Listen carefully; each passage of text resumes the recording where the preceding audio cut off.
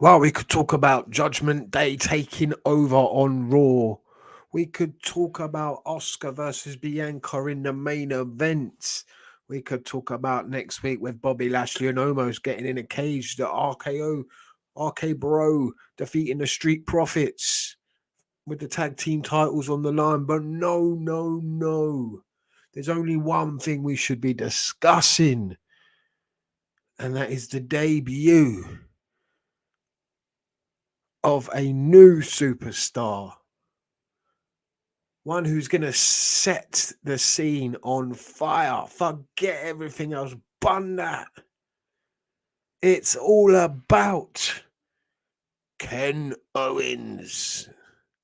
You know what I'm saying? This is Wrestling Man's back again. And you know what that means? I think it's time for another review. Why not? Let's do this. Monday Night Raw. The Raw after Backlash, which, like I said, was a decent show. If you haven't checked it out, there's a couple of banger matches on there. They bought it last night, no doubt.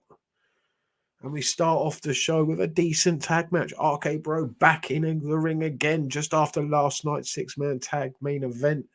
They're defending the titles against the Street Profits who want the smoke. But RK Bro 420 says, we just smoked your ass. And that is correct, because they did. Was a good tag match, no doubt, but you know who's winning this. There's leagues to this tag team stuff, and in the WWE, it's pretty obvious there are only two teams that really matter. The rest of them are just glorified jobbers. Add the Street Profits to that list now, because, yeah, it's over for them. They can go get the smoke somewhere else. They ain't getting it here tonight. There's nothing up. It's dry out here for the Street Profits. Good RKO from Riddle for the finish. I enjoyed that. It was a decent tag match, but yeah, RK Bro were just too strong, and they're just you can't expect a Street Prop. You can't expect Angelo Dawkins to get over on Randy Orton, can you? Really behave. I like the Theory interview. That reminded me of old school WWF, where they used to do like on Superstars, where they did interviews, not in the ring, but away from it on a stage. And I like that. They should do that more often. That works. It's a lot better than standing in front of some bullshit screen. I think there you get a better reaction from the fans and a better promo from the guys, I think. And girls, maybe. Who knows? But like I said, Judgment Day, running wild. You can see they've all taken a trip to the barbers or the hairstylists. Edge has got a new cut. He's got a new trim, looking good. Rhea's dyed her hair. Maybe Priest got manscaped or something like that. Who knows? But his hair, his barnet looks about the same. But yeah, they've all got new hairdos, all looking good. Each of them cut a little bit of a promo, very staged, but I'm liking this group. I can't deny it. Rhea Ripley already 10 times better than anything they've had for her so far. Question is, a lot of people asking now, who else? Who's next? Who else is joining the Judgment Day? I think one, possibly two more people could be joining that faction. I don't think they need to overdo it. One or two more, and that would be it for me. You don't need to add too many more. But yeah, they're looking good. Two decent matches, I felt. Ripley versus Morgan, first of all. Liv Morgan, she is what she is, really. She's the little kid, little girls, like, everyone loves her. They all love her, all the little kids. And not surprising. She's decent enough, but you can't let her have too much offense on Rhea Ripley. Come on, behave. I mean, look at Ripley. She's a beast, and she should be dominating. She should bring the brutality to Liv Morgan and absolutely destroy her. And I'm glad they went that way. Sorry, but Liv Morgan, look at the size of you. I'm sorry, you're just not going to be able to stand up to the stature of some of these women that are coming through in the WWE. Like Rhea Ripley, like Bianca Belair. Do you know what I'm saying? Just no. It's not believable. This is believable. Rhea Ripley dominating her, beating her, and then putting her in a submission after. I like that, where Edge is laughing in her face and she's getting a submission hold and screaming until the music hits. And out comes Balor. He's got his collar up. He means business. You know that happens. The Too Sweet is there and the music hits. That's right. Bullet Club running things in the WWE. Like I said, they own professional wrestling and it's just too sweet. But I can see it. I'm still saying it, man. Balor's joining the Judgment Day. It has to happen. I mean, he's boring as fucking sin. Come on. I know he's Bullet Club for life and all of that, but I think this would be something decent. Something to sink your teeth into. I can't see how long they can go with just AJ and Finn against the Judgment Day. You have to turn Finn Balor as well. It would be something else. He needs, like Edge said, a rudder, a direction, like Rhea Ripley's got, like Damian Priest has got. Finn Balor is in need of it. They've done him dirty since he got the turnbuckle power bomb. It just hasn't been the same, has it? If that injury never happened, can you imagine? Can you imagine, like, the different career he could have had in the WWE? It's just sad, isn't it, really? It's just one of them things. But we move on to the VIP lounge. Omos MVP celebrating the win from last night in a decent match, I suppose, for Omos. Out comes Cedric, not so entertaining. As a few words, then, of course, Bobby Lashley looking pissed off, looking like he means business. That's what you want to look like when someone's done you dirty. And he's coming to the ring to get some revenge, get some payback, beat a bitch down, takes out all the security. Like security's going to do anything, like it means anything. Cedric attacks him a couple of times, takes him out, almost gets taken out over the top rope. MVP escapes thanks to Cedric, not so entertaining. And it was a decent segment, I suppose. Lashley looks strong, kind of make Omos look weak for a giant, really. But there you go. It leads up to what's happening next week. It's been announced. It's a cage match, which should be pretty good. I'm liking this Lashley and Omos thing. A lot of things that remind me of like Hogan and Andre in so many ways. But this is working for me. I'm not too bothered about it. It's a decent segment. MVP is a good talker. He can tell a good story. So what's not to like about it? Almost, I suppose, and he doesn't need to talk. He just needs to stand there and look intimidating, and that's what he's doing. Him not talking is perfect for me. Give MVP a mic because he has fire on it, no doubt. So we find out Sonia Deville, after the investigation, she's done out here. She's been given the pink slip. It's over. See you later. Well, she's not fired as a wrestler. She's back in the ring now, like we all wanted. Can't wait for that. She is going to be done in like 6 months. I swear down, man. She's being future endeavored. They tried her as the authority figure. She was a little bit more entertaining than Adam Pearce, I suppose. But it's over now for her. Pearce informed her that her contract's been terminated and now she's a wrestler. And she has her first match back just as a wrestler now. And it's against Alexa Bliss, who's back to her old music, I believe, now. Looking like she's switching back to her old gimmick. She's just forgetting about the last year or so with all the Bray Wyatt shit, all the Lily shit. Well, Lily's still there, so I'm not sure what's going on there, but it's kind of confusing. But she pretty much just squashes Sonia Deville. So see you later, Sonia. And then the big debut, ladies and gentlemen. Ezekiel's in the ring. I'm thinking we're getting a match. I'm pretty sure that's what they announced. It's going to be Kevin Owens versus Ezekiel or something like that.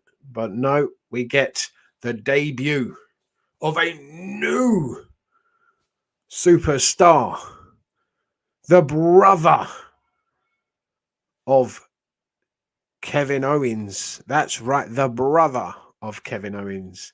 He is known as Ken Owens. Now, I remember seeing Ken Owens years and years ago on the indie scene. What a performer he was. And he must be so proud that his brother, younger brother Kevin, has done big things in the WWE. He's there to confront Ezekiel. Of course, Ezekiel, the brother, the younger brother of Elias. And it's just going down. And I'm pretty sure at some point we're going to get brother and brother versus brother and brother. We're getting a brothers tag team match at some point. Ken and Kevin Owens versus Ezekiel and Elias. It's got to happen. It has to, doesn't it? It just has to. This segment was silly, but oh, this professional wrestling, you're going to get silly segments, aren't you? Just like the next segment backstage with Oscar and Becky. Silly, silly, silly.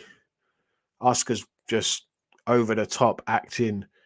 I did like the one line Becky Lynch delivered, because we find out later on in the show the main event is Oscar versus Bianca Belair, and it's a championship contender match. And Becky Lynch just says what we're all thinking. So you have to beat the champ to beat the champ. That makes no sense. Thank you, Becky. That's what we've all been saying about these stupid fucking McMahonisms. Championship contender match. Do me a favor. Fuck off with that shit. Veer Mahan's back again, and he's got himself another jobber to defeat, this time after last week against BBQ Burt Hanson. This week, it's Frank, the Family Guy Loman, who talks about his triplets. He's got them at home and he's doing it for them. He's doing it for his wife. He's doing it for his whole family. He's the Family Guy. Frank Loman. Wow. Didn't last long for old Family Guy, did it? Funky as a Family Guy. Do you know what I mean? He got done out here. Absolutely squashed. Of course he did. It's Veer Mahan. Don't sit around and fear Veer. He will destroy you. He'll smell that fear and exploit it. And that's exactly what he did.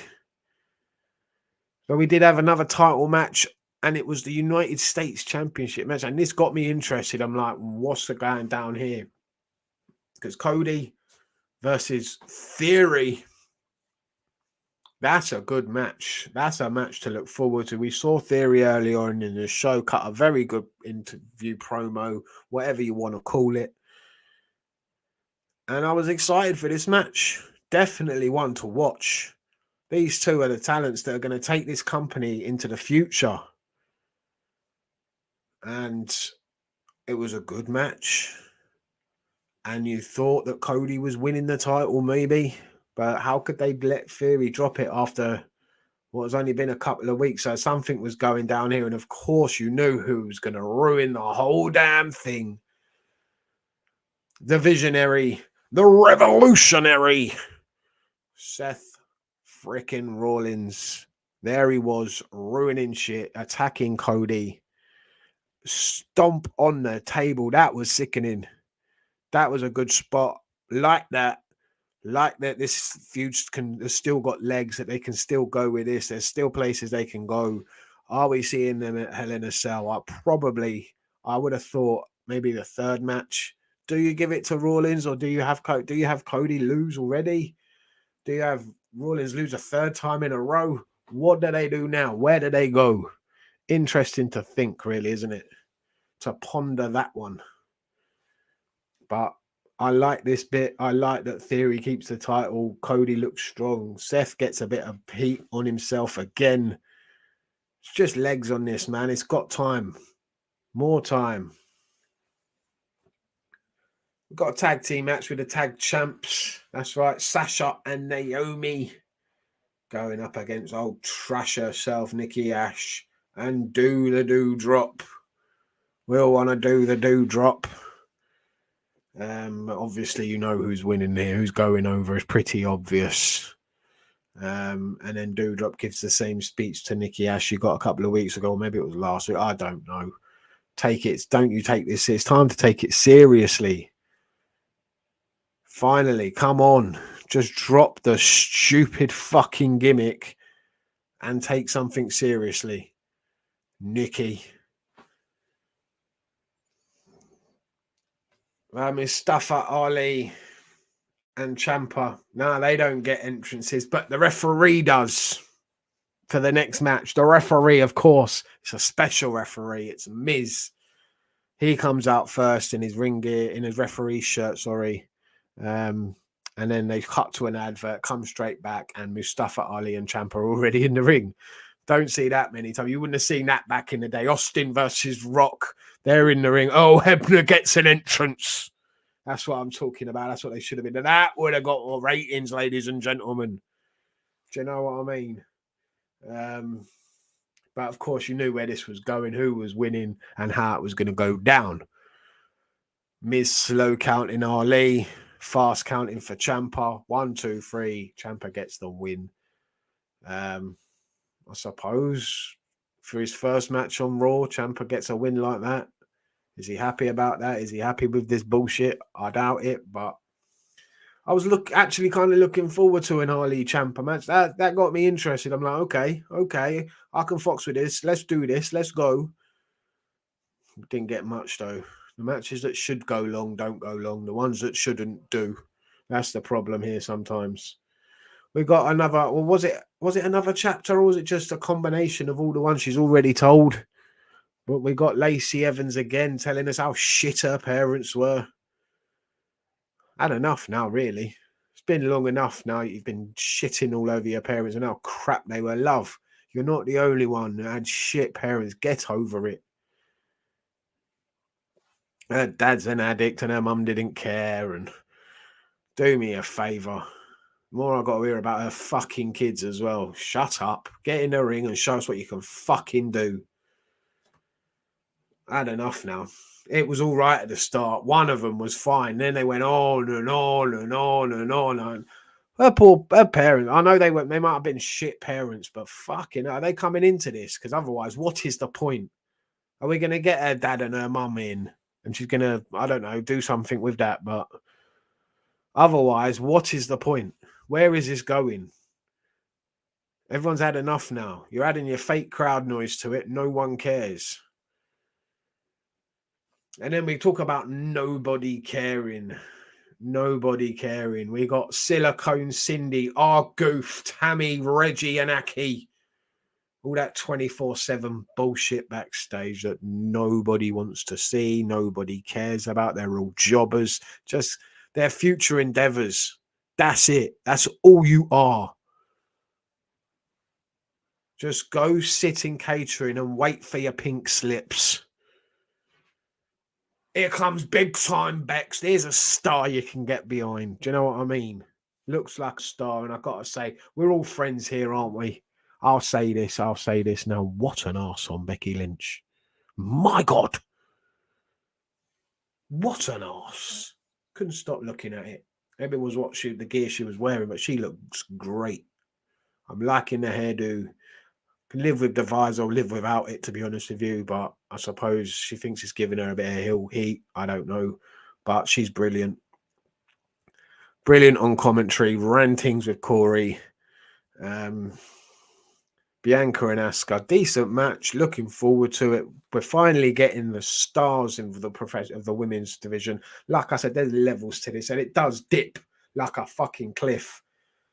Do you know what I mean? It's like, you've got these top ones, and then there's the shit and the dross that ride the coattails. You've got your Becky Lynch's, your Asukas, your Biancas on Raw, and Rhea. Then after that, meh. Sasha, I suppose, but she's kind of on Raw and SmackDown. And then over on SmackDown, you got Charlotte.